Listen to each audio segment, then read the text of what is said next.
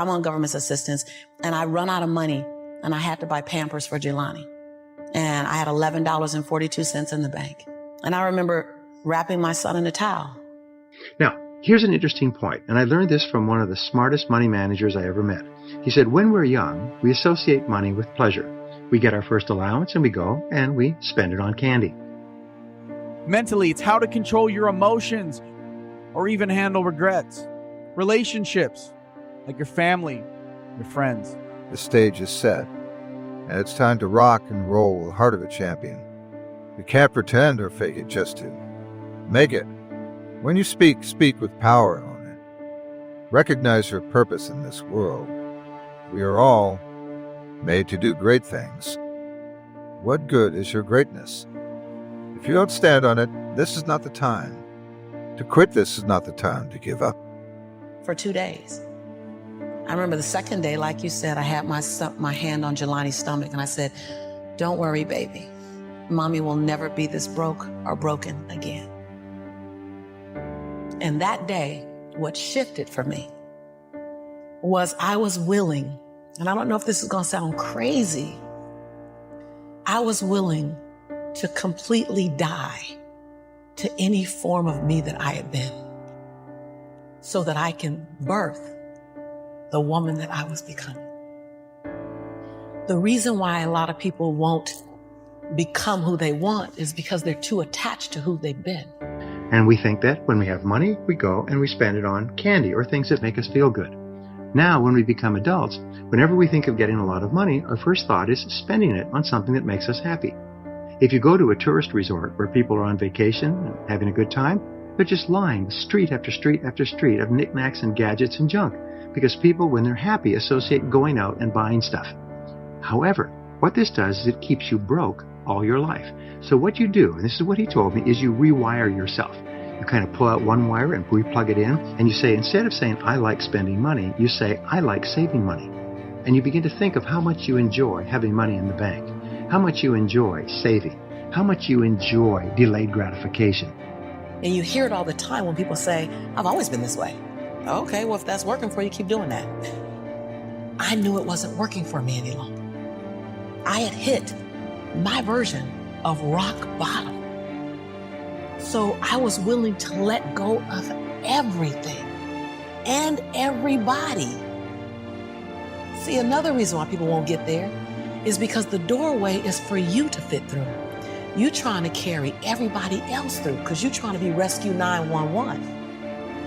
And you got to rescue you first. I am much more valuable to my family and to my community because I was willing to let them go through the door myself, teach myself, learn myself, condition myself, and then come back and get them.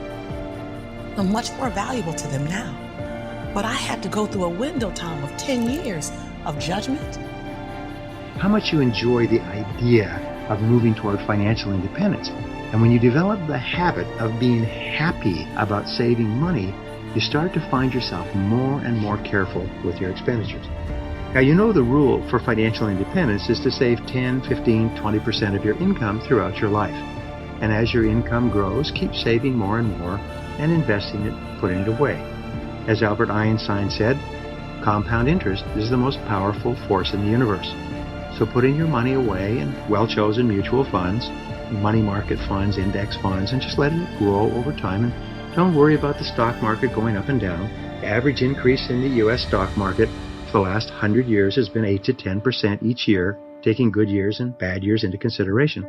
So your job is to save 10, 15, 20% of your income. Now, for most people, because they're in debt, they just discard that completely. Their mind shuts down.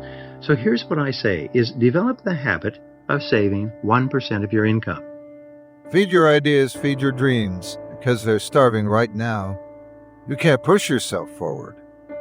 If all you're thinking about is the doubts and the negative things that people are saying, because you're relying more on their ideas and their dreams of you instead of you relying on your own dreams and ideas of yourself, why would you want to surround yourself with people that don't have ideas that are great? Why would you want to surround yourself? Because of a number. You know, a lot of people tend to wonder, how many friends they have and how Many people in that corner. I have 8 million followers. I have tens and thousands and thousands and thousands of people that support me. Time management. What are you wasting your time on? Your future. What's your goals, your plans, and the dreams you have? Your legacy. What are you leaving behind? Sacrifices. What do you know you need to do that you're not doing? And self-control. What are your weaknesses and how can you be better? You know what? I'm not just a student. You know what I'm saying? That just happened to me in this grade. I'm not just here at this school. I'm here for a reason. You know what I'm saying? And you got to tell yourself, man, I feel like I've been pushed down in the dirt. I feel like people have been stomping on me. I feel like stuff has been raining on me. But you didn't realize this, my young friends. You was just a seed. We have shown the world that we can come together for a common good, that we can come together and strive towards achieving a common goal. We are built for challenge. We are built for uncertainty. We are built for tough times. We are made for adversity, and we are more powerful together than any enemy we will ever face. We are bigger than this. We will get through this. We are stronger than this. As long as we play our part. You can either be a part of the problem or a part of the solution. You will either help the situation, not only your situation, but the situation of the people in your life and the people on this planet, or you won't. So quiet the fear, quiet the worry, quiet the anxiety, quiet the stress, quiet the frustration, quiet that voice in your mind that tells you that you can't get through this, that things will get worse, that maybe you're just not strong enough. You control your life, not things surrounding you. You have got to do better each and every day. You have got to grow stronger each. And every day you have got to stop allowing things that doesn't concern you. Enough to hurt you and put you down because your depletion becomes something else. Because once you feel depleted and you're not realizing that maybe I'm just a little tired but I'm not dead, but you're focusing too much on the weakness and you're thinking because you're depleted, you're done. Then maybe you are done, maybe you're not truly as strong as you think you are. Maybe you don't really have that mental fortitude. Maybe you've just been faking. Maybe you're just not cut up for this. Because there's always people out there that are looking at you and waiting for you to fail, waiting on you to give up. So you got to tell yourself, no. I haven't been pushed down in the dirt. And we are at this arena here to be able to have a conversation to say, what does it look like to go to that next level?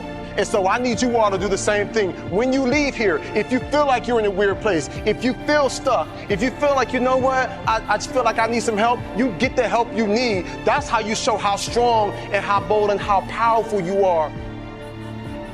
What's the next app that you're going to create? You know what I'm saying? Sometimes I wonder, like, you know what I'm saying, are you going to come up with a cure for Alzheimer's, dementia? Are you going to come up, you know what I'm saying, with something that can purify water for people across the globe? Are you going to create the next app that can connect us? Are you going to be the next teacher or superintendent? Are you going to be the next leader in our community? Like I be wondering sometimes, like, what are the great things that you're going to accomplish?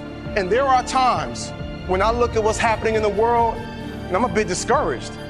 I got a 7-year-old daughter and a 1-year-old baby boy. Sometimes I look at the crazy stuff that's happening in this world, and I'm like, man, what kind of world am I raising? Quiet that voice. Quiet the doubt. Don't let the thoughts that you can't handle this take up any access space in your mind.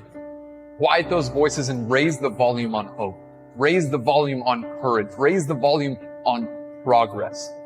That is what we are made for. We are built for progress. We are made to move forward. No matter what happens to us, we are designed and will always find a way to move forward. We always find a way to define the odds, as daunting as they may seem. We are built to weather the storms that life throws at us. That is what we are made for, and we can get through this. We will get through this. We can win, and we will win together. You filed bankruptcy and you stopped moving? You got fired and you stopped? Did you get divorced and you just stopped moving? If you're going to have confidence with that, arm on. If you feel that you're going to be stronger than you was yesterday, put that arm on. If you know you're going to walk through some craziness in your life, put that armor on and see how well you get through life. Humble humility, faith, strength. These things do work, people. Don't get it twisted. Don't think that you're just going to walk through life without some type of protection around you. And sometimes we keep that armor on.